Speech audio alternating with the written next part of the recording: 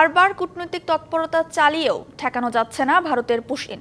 পররাষ্ট্র উপদেষ্টা জানিয়েছেন, পুশব্যাকের কথা ভাবছে না সরকার।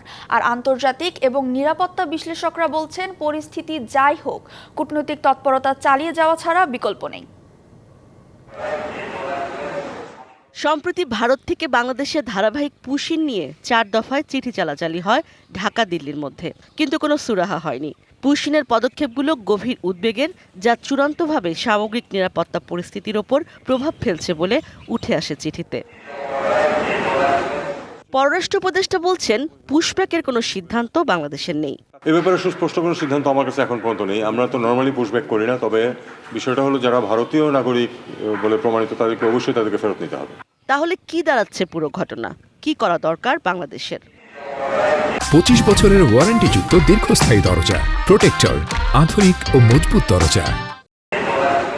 আন্তর্জাতিক সম্পর্ক বিশ্লেষক অধ্যাপক ইমতিয়াজ আহমেদ বলছেন, ভিসার মেয়াদ ফুরিয়ে যাওয়ার পরও সত্যি কেউ ভারতে অবস্থান করছে কিনা তা খতিয়ে দেখতে হবে দ্রুত। জোর দেন কূটনৈতিক তৎপরতা বৃদ্ধিরও। স্বাভাবিকভাবে কূটনীতির তৎপরতা বাড়ানো দরকার। ঢাকায় ভারতের যে হাই কমিশনার আছেন তাকে তলব করা এবং এই জিনিসটা জানা যে কেন এই জিনিসটা হচ্ছে, যাদের পাঠানো হচ্ছে তাদের যে আইডেন্টিটি সেটা উপরে একটা নিশ্চিত হওয়া দরকার। এখন কথা হচ্ছে যে সেটা যদি হয়েও থাকে যে তারা ওভারস্টে করেছে এবং ইলিগালি থাকছিল এতদিন ভারতে, সেটাও একটা পদ্ধতির মধ্যে নিয়ে আসা। আর নিরাপত্তা বিশ্লেষক মেজর অবসরপ্রাপ্ত জিল্লুর রহমান বলছেন, সীমান্তে পাহারা বৃদ্ধির পাশাপাশি আলোচনায় বন্ধু দেশগুলোকে কাজে লাগানো দরকার। এটা যখন তখন যা মুখে আসে না বলে আমাদের কূটনৈতিক তৎপরতা চালিয়ে রাখতে হবে। আর আমাদের প্রতিপক্ষের সঙ্গে তাদের যাদের সাথে ভালো সম্পর্ক আছে, বন্ধু হিসেবে তাদের সাথে যোগাযোগ করে তাদেরও কাজে লাগা যেতে পারে।